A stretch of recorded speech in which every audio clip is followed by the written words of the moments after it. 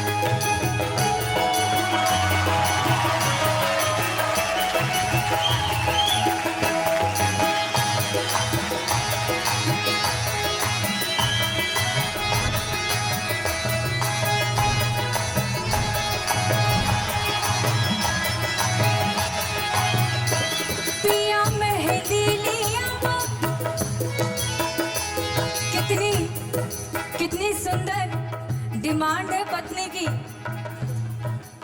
कि पत्नी पति से कह रही है मेहंदी लाइए और वो भी साइकिल से जाके लाइए। और उसके बाद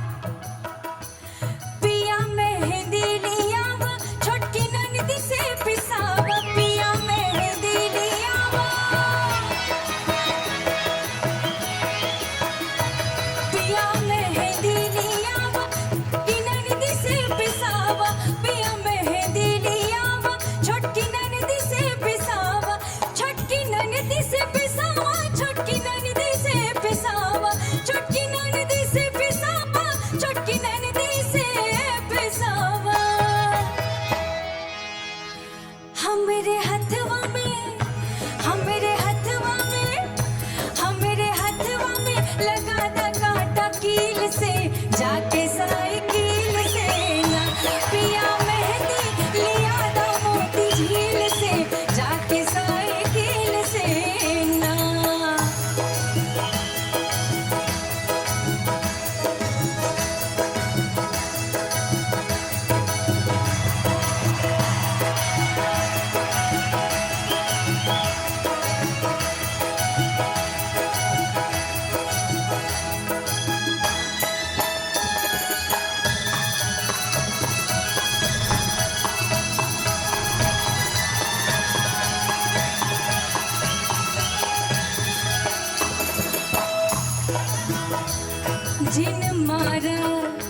जिन मारा नजरिया के बाद सावरिया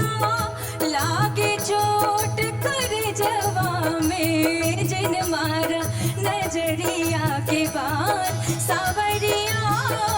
लागे चोट कर जवा में,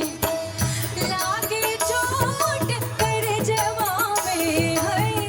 लागे चोट कर जवा में, जिन मारा नजरिया के बाद सावरिया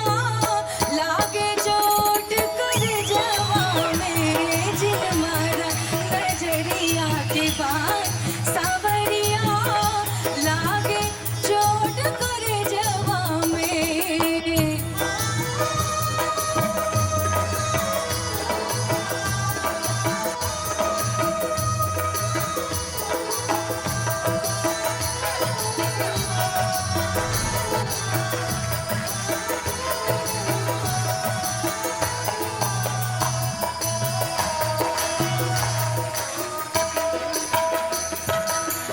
बैरी भंवरवा मुँह से न बोले,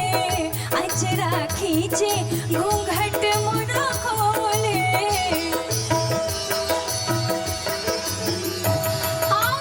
बैरी भंवर बा मुँह से न बोले अचरा खींचे घूंघट मोरा खोले घूंघट मोरा खोले घूंघट मोरा खोले। एक बार मैं चाहूंगी कि फिल्म जी चैनल के लिए जोरदार तालियां बजाएं और यशी फिल्म्स के लिए जिनके माध्यम से आज पहली बार और सबसे बड़ा भोजपुरी म्यूजिक अवार्ड्स हम सब देख रहे